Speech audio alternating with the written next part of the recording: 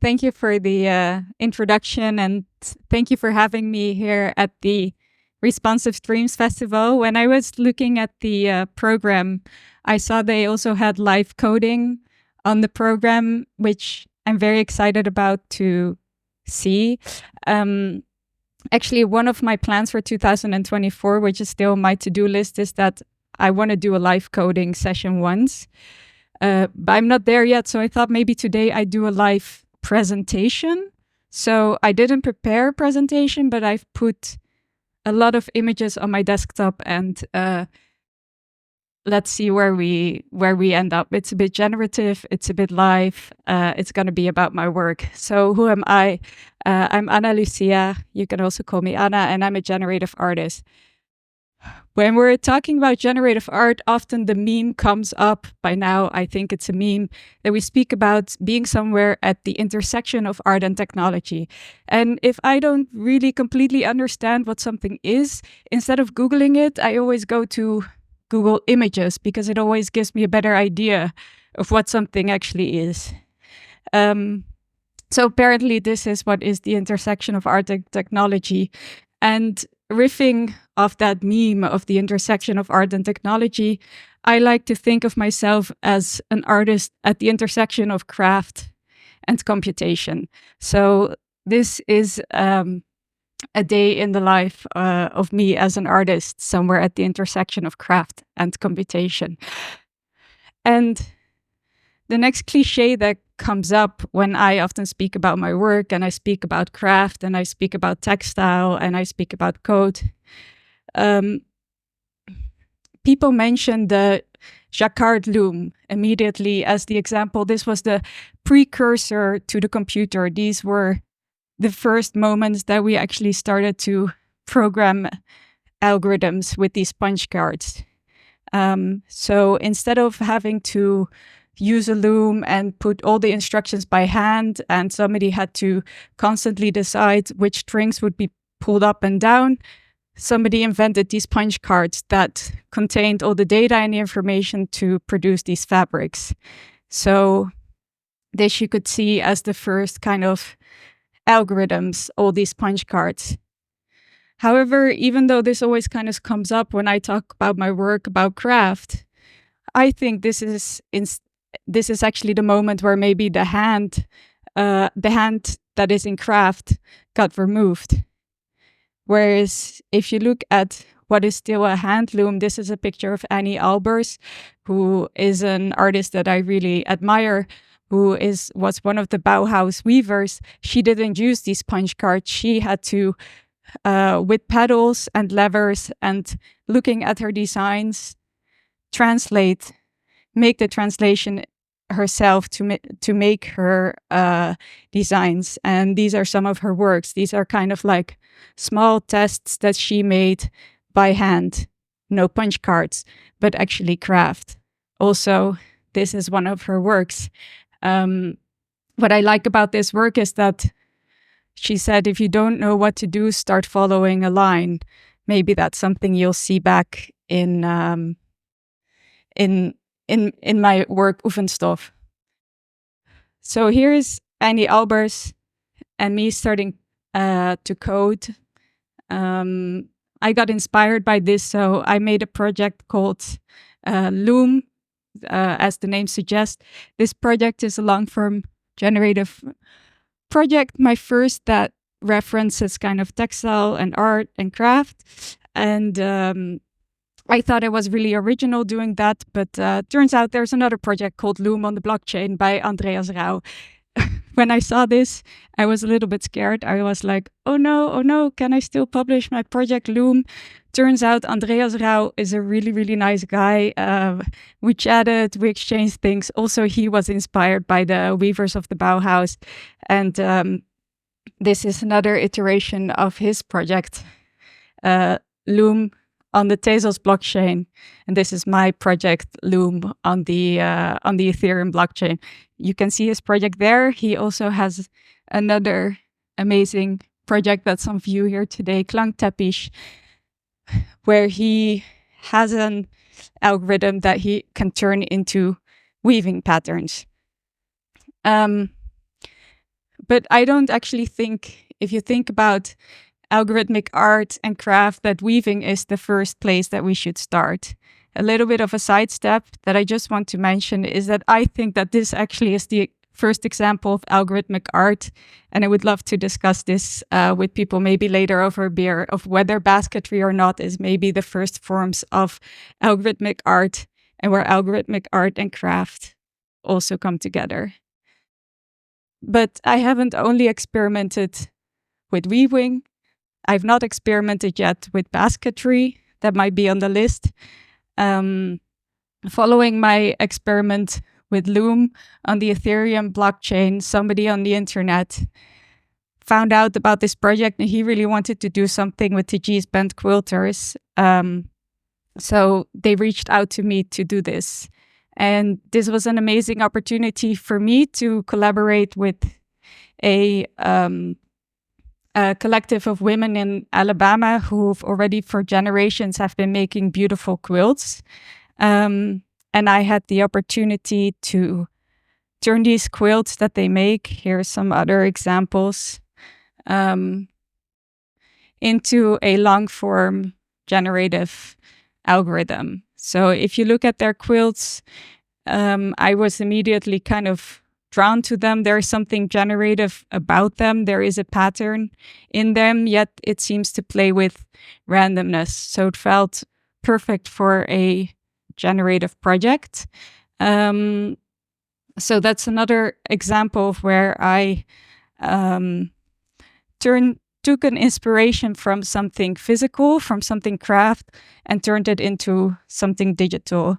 Here is an example of one of the digital quilts that I made. I made 500 in total from one single algorithm, and through some kind of weird blip in the universe, they were showed on a big billboard in Los Angeles, which was pretty cool, actually. And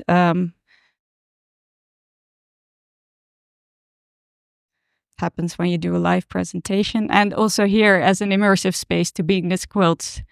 But what was actually really special about this project, that it didn't stay with this physical to the digital, but it went from the physical to the digital.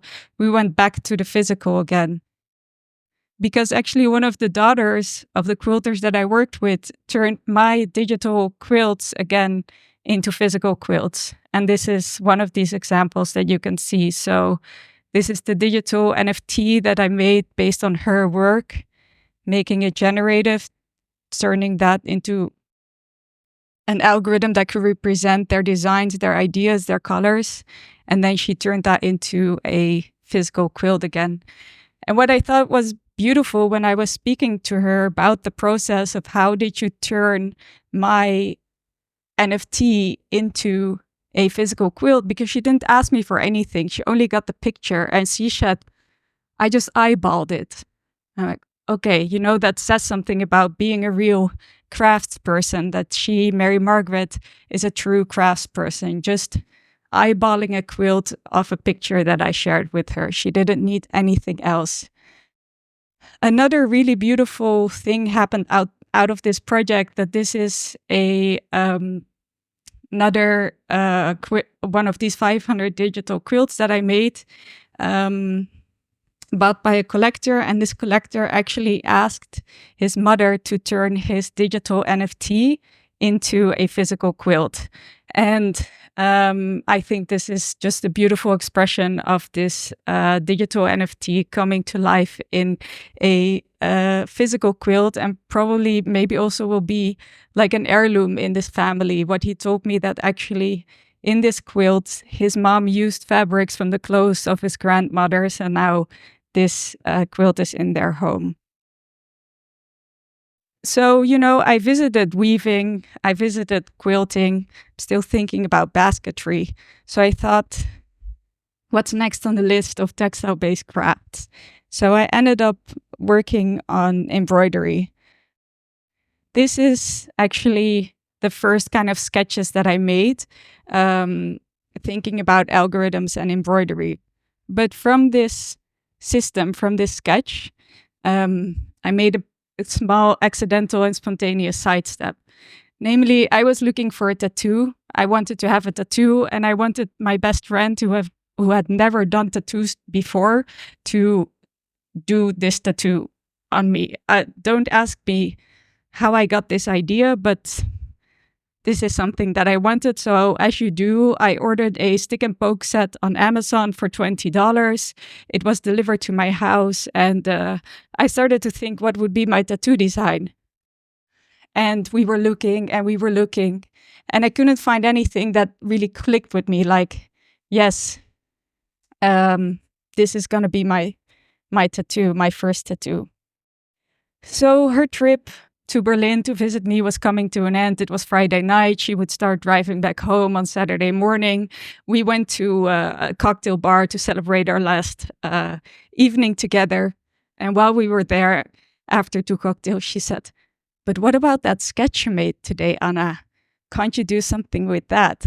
So literally what we did while being in the bar, we were kind of looking at this sketch and like zooming in and going around and taking screenshots of things that we liked.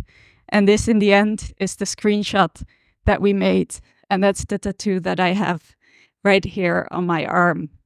So she had to leave the next day. So what did we do? I traced several ones of which we the previous night had taken screenshot.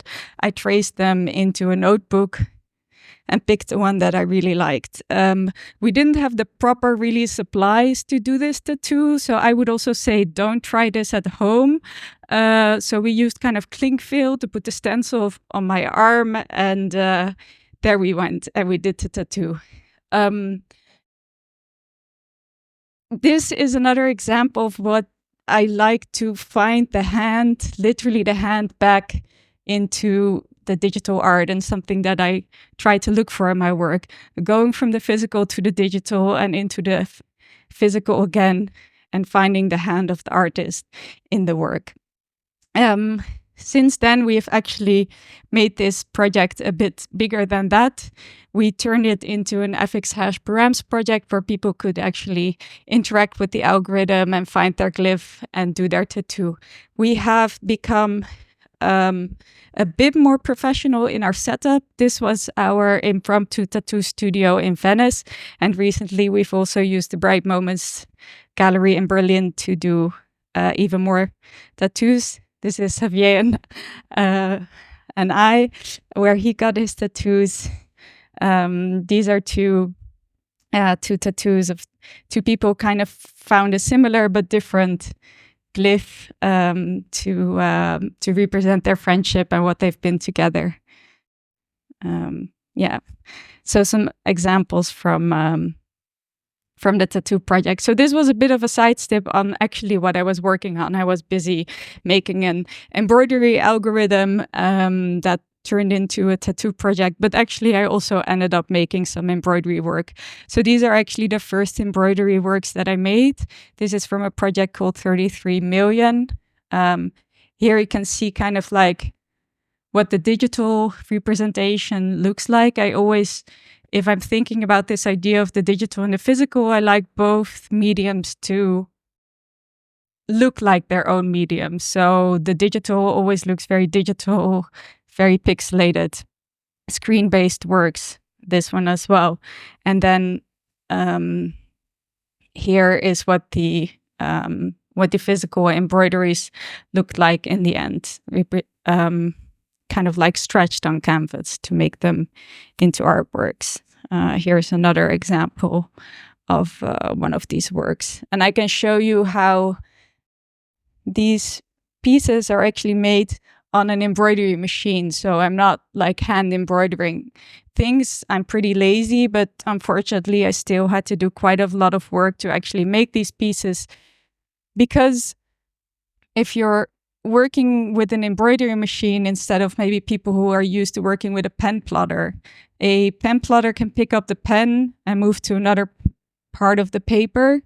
An embroidery machine picks up the thread and moves the thread to another part of the fabric, meaning that you end up with a lot of lines across your embroidery that you then have to cut away by hand.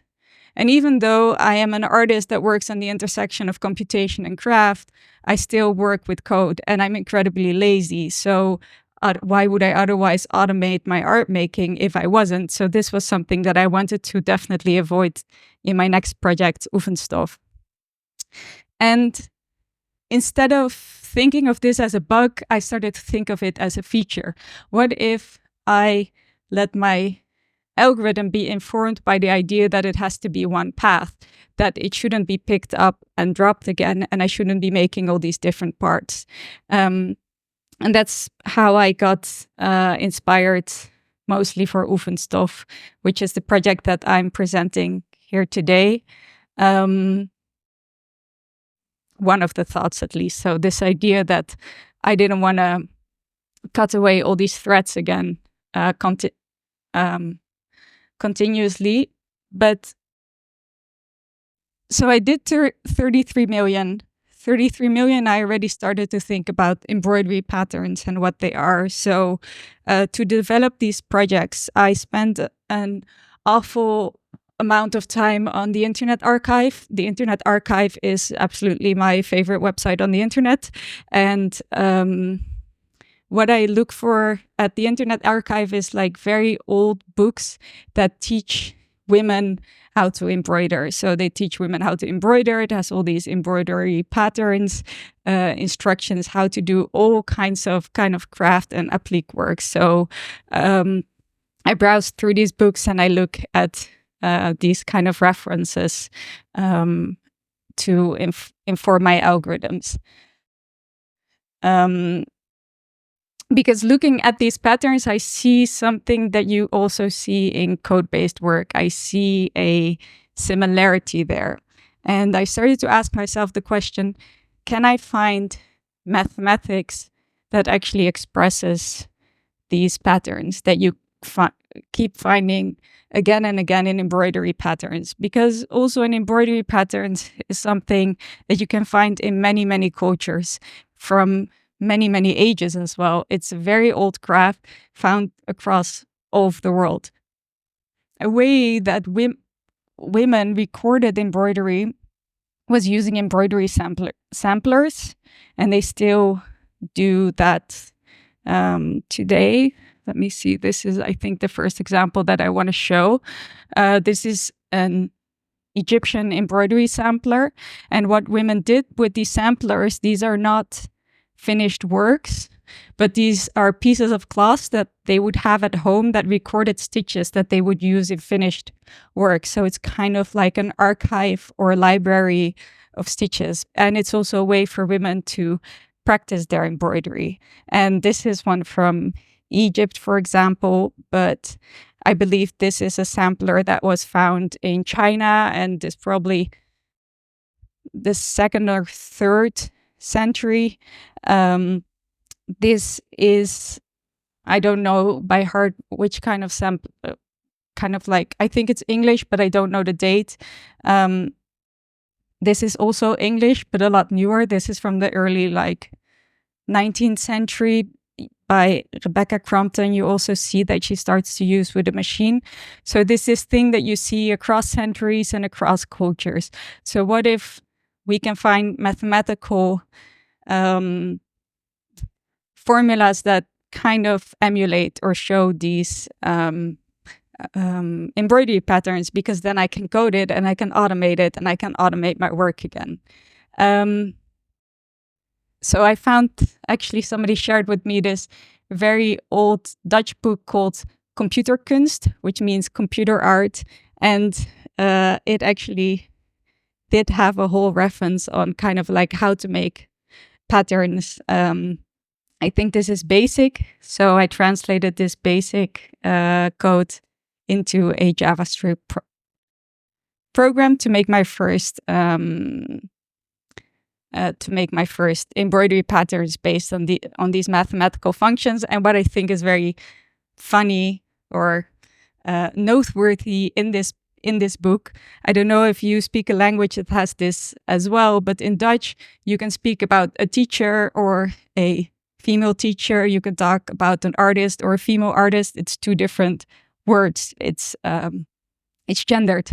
So in this book, they also talk about that these patterns can actually be used by embroidery artists to automate making their patterns, but it specifically references female artists to do this. So that's also a little nod to why maybe as a code-based artist, I like to work with embroidery. So these were kind of the first results that came out of that, but all these threads started to pop up again. I started doing different experiments. If I could maybe see, like, can I, optimize in such a way that the threads go differently? And I started to get interesting results. And in the end, I found this kind of very naive pathfinding algorithms in my pixel patterns that started to result in Oefenstof that you see here on view. So these are kind of the first final iterations. This one is also on view here. I make these with a processing library. So this is a bit of my what it looks like to actually make the files for the embroidery machine. And this is the actual embroidery machine that I use. In total, I'm going to make at least 50. It's called Oefenstof. Oefenstof translates in Dutch to something like practice fabric. I see it as kind of a continuously evolving project instead of moving away from the long form generative art where you're working on one algorithm for a very long time and then pump out all the outputs in one go. Instead, I'm kind of constantly iterating in this project on the same algorithm, making small changes, making small movements, and on kind of a fixed cadence, taking outputs out of that project. So also on the wall there, you can kind of see the evolution of the algorithm. It is the kind of the same, but you see it evolving. So yeah, I think I've actually gone around all my images here today.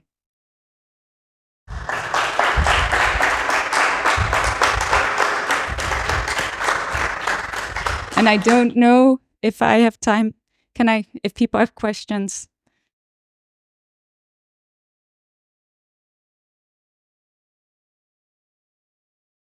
Looking at the outputs you have on the wall there, what I saw that caught my attention the most was there's a mix of some that of order and disorder, like some that are very orderly and others that have this decay happening at some point, or just half of it.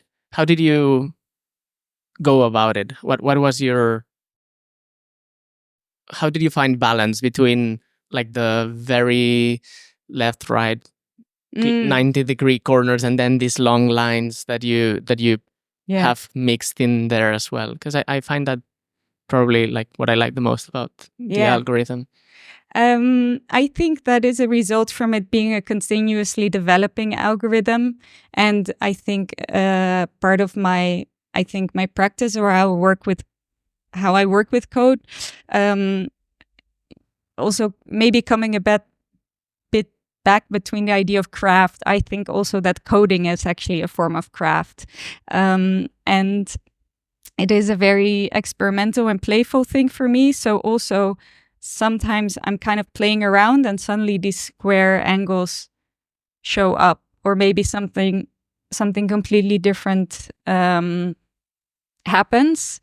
So I think it is a result of continuously iterating and playing inside of the same algorithm and discovering new things without trying. You also, I think, can suddenly completely stray away from something. So yeah, it is a balance. Congratulations.